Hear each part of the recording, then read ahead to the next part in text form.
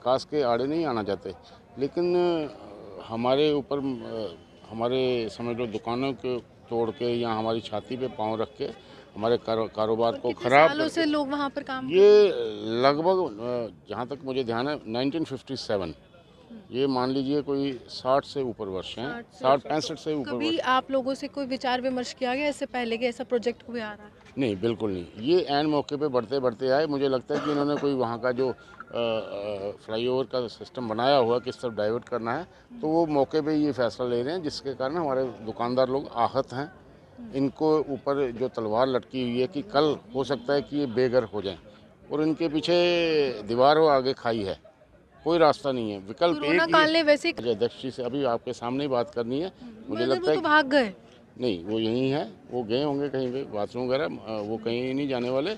उन्होंने मेरी बात पहले भी सुनी है। वो मुझे कहते कि आप बारीकी से बताएं कि समस्या क्या है, और अगर हमारी अभी बात हो जाती है तो हम उनको मौके पे लेके जाएंगे और कोई ना कोई हल वहाँ पे निकलेगा। मैं तब तक इन दुकानदार भाइयों के साथ हूँ जब तक इनका कोई हल नहीं निकल जाता। मैं सदैव दिन रात सुबह शाम जब भी ये चाहें मैं इनके लिए तैयार हूँ। फिलहाल इनकी दुकानों पे आपको लगता है किसी कि प्रकार की रैना जी गाज जो नहीं है करें। उपराज्यपाल से बातचीत करें? बिल्कुल करेंगे, बिल्कुल करेंगे। मगर उपराज्यपाल बातचीत के बाद भी जिस तरह से रवैया प्रशासन का रहता है कि अगर उनको कोई प्रोजेक्ट लाना है तो लाना है, वो हटते नहीं है पीछे। देखिए अगर हटे नहीं तो फिर क्या दिक्कत? देखिए किसी की रोजी रोटी पे लात मार के मुझे नहीं लगता कि कोई भी प्रोजेक्ट है वो सफल रहता है। तो इनको अगर कोई ऐसी बड़ी घोर संकट है कि तो इनकी दुकानें जाना तय हैं, तो उनको साथ में रिहेबिटेट करेंगे। रिहेबिटेट करने के बाद ही इनकी दुकानों को हाथ लगाया जाएगा। बहुत बड़ा प्रश्न आज जम्मू कश्मीर वासियों के जहन में है, क्या विकास के नाम पर आम लोगों का पेट जो काटने का काम जम्मू कश्मीर का प्रशासन कर रहा है, और ये कैसा विकास है जहां पर रोजगार उपलब्ध नहीं हो रहा, लेकिन जो रोजगार कर रहे थे, मेहनत कर रहे थे, उनसे भी छीना जा रहा है। पवन जी मेरे साथ है। एक मुहिम का रूप जो है सतवारी के तमाम निवासियों ने लिया है, क्या कारण है और क्या आज प्रदेश अध्यक्ष से कुछ आश्वासन मिला है या नहीं? पवन जी, क्या कारण क्या है कि जो लोगों को अपनी दुकानों में होना चाहिए था, हमने पहली बार देखा कि सतवारी के लोग बाहर। देखिए, जब कोई संकट की घड़ी होती है तो घर से बाहर निकलना। अब इस समय वहाँ पे संकट के बादल छाए हुए हैं नई बस्ती और सतवारी में। तो ये जो लोग रोजी रोटी कमाते थे, मात्र रोजी रोटी कहूँगा कि जो सुबह कमाते हैं वही शाम को इंसान घर, तो आज इनको बाहर निकलना पड़ा कि वहाँ पे अगर डेवलपमेंट हो रही है। हम विकास के आड़े नहीं आना चाहते, लेकिन हमारे ऊपर हमारे समझ लो दुकानों को तोड़ के या हमारी छाती पे पाँव रख के हमारे कारोबार को कितने ख़राब सालों से लोग वहां पर काम ये लगभग जहाँ तक मुझे ध्यान है 1957, ये मान लीजिए कोई 60 से ऊपर वर्ष हैं, 60-65 से ऊपर कभी वर्ष। आप लोगों से कोई विचार विमर्श किया गया इससे पहले कि ऐसा प्रोजेक्ट कोई आ रहा है? नहीं, बिल्कुल नहीं। ये ऐन मौके पे बढ़ते आए। मुझे लगता है कि इन्होंने कोई वहाँ का जो फ्लाईओवर का सिस्टम बनाया हुआ किस तरफ डाइवर्ट करना है, तो वो मौके पे ये फैसला ले रहे हैं, जिसके कारण हमारे दुकानदार लोग आहत हैं। इनको ऊपर जो तलवार लटकी हुई है कि कल हो सकता है कि ये बेघर हो जाएं, और इनके पीछे दीवार और आगे खाई है, कोई रास्ता नहीं है। विकल्प कोरोना एक ही काल है। ने वैसे ही कामकाज खत्म कर दिया था, ऑनलाइन माध्यम से डबल मार वो पड़ी एक है। 2 साल में सब लोग इसमें सफ़र थे, खासकर दुकानदार भाई।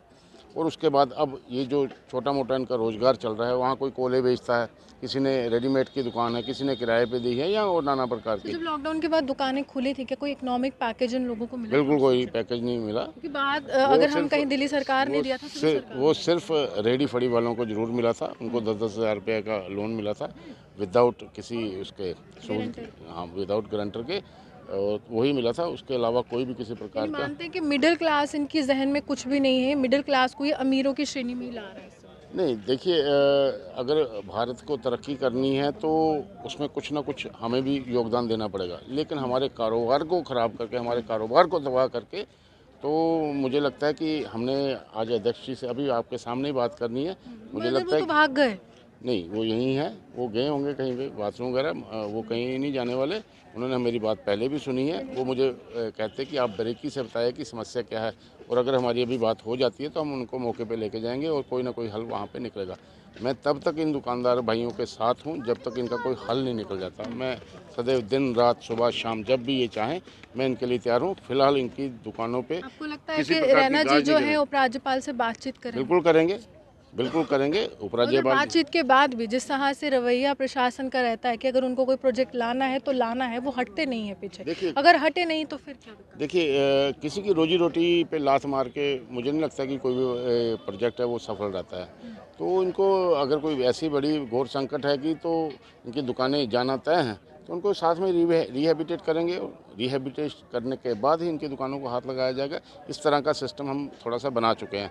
मुझे लगता है कि आने वाले समय में जो उनके चेहरों पे बेरौनकी छाई है, बिल्कुल डर तो है। हाँ, जो डर है, खौफ है कि इनके, अब पहले तो इनको पता लगा था, अब इनके परिवार वालों को भी पता लगा है, इनकी महिलाओं को, इनके बच्चों को पता है, पढ़ाई पे असर पड़ रहा है, हर चीज़ पे एक जो टेंस माहौल है वो घर में उत्पन्न हुआ पड़ा है। इस टेंस को दूर करने में हमारी पार्टी, भारतीय जनता पार्टी के जितने भी कद्दावर नेता हैं वो सहयोग करके, अगर कोई ऐसी नौबत आई कि वे दुकानें तोड़ना तय है, तो उनको पहले रिहेबिलिटेशन होगी, उसके बाद ही हाथ लगाने दिया जाएगा। देखिए प्रशासन को एक रणनीति के तहत ही किसी को बेघर करना चाहिए, किसी की दुकान को तोड़ना चाहिए, क्योंकि सालों से रोजगार उस पर टिका है और पूरे परिवार की रोजी रोटी भी उसी दुकान पर टिकी है। आप ये हमारे सामने देखते हुए सोचो। हेलो।